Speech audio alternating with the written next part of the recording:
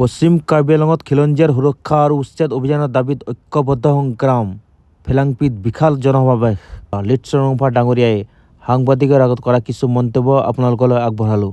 অসম চৰকাৰৰ পৰা এটা ত্ৰিপাক্ষিক এটা বৈঠকৰ কাৰণে তেওঁলোকে কৈছিলে, কিন্তু এই ত্ৰিপাক্ষিক বৈঠকটো তেওঁলোকে পিছুৱাই থকা যেন আমি দেখিছোঁ, ক'ৰবাত উচ্ছেদ কৰা দেখিছোঁ, কিন্তু বহুখিনি বাকী হৈ থকা আমি দেখিছোঁ, যোনখিনি উচ্ছেদ হোৱা নাই। আৰু এইটো আচলতে সেই গণসমাৱেশটো আমি আগতীয়াকৈ এই কথাটো কৈ আহিছোঁ যে যিটো আন্দোলন কাৰ্বি আংলঙত হৈছে সেইটো কোনো এটা সংগঠনে নেতৃত্ব দিয়া বা ব্যক্তিয়ে নেতৃত্ব দিয়া সেইটো নহয়, গোটেই সমাজে নেতৃত্ব দিছে।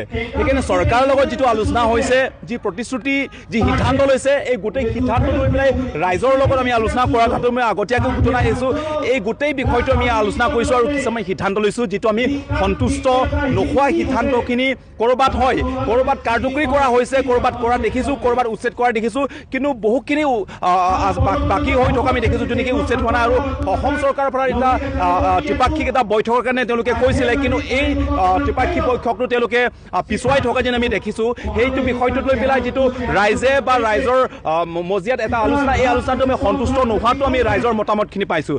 যিহেতু সন্তুষ্ট পোৱা নাই, আমি এই গোটেই ভূমিক লৈ পেলাই আমাৰ সুৰক্ষা অস্তিত্ব বা সেই গোটেই কাৰ্বি আংলঙৰ সমস্যাটো লৈ পেলাই পুনৰ কাৰ্বি আংলঙত আকৌ এটা আন্দোলনখিনি আৰু আৰম্ভ হ'ব গৈ আছে। সেইটোৱে আজি কোন দল সংগঠনৰ লোক আহিছিল ইয়াতে? নাই, ইয়াতে দল সংগঠন বুলি নহয়, এতিয়া সমগ্ৰ অসমৰ পৰা, নামনি অসমৰ পৰা, উজনি অসমৰ পৰা আৰু গোটেইখিনি লোক আহিলে। তেওঁলোকে, মই ইয়াত দল হিচাপে মই লগত যোৱা নাই, কিন্তু কাৰ্বি আংলঙত বিভিন্ন ধৰণৰ দল সংগঠন আছে, পাৰ্টি আছে, সংগঠন আছে, কিন্তু ইয়াত কোনো এটা পাৰ্টি, নিৰ্দিষ্ট পাৰ্টি, নিৰপেক্ষভাৱে সকলোৱে এজন কাৰ্বি, এজন খিলঞ্জীয়া এটা কৰ্তব্যৰ দায়িত্ব পালন কৰিবলগীয়া এজন ব্যক্তি হিচাপে সকলোৱে ইয়াত আহিছে, থিয় দিছে।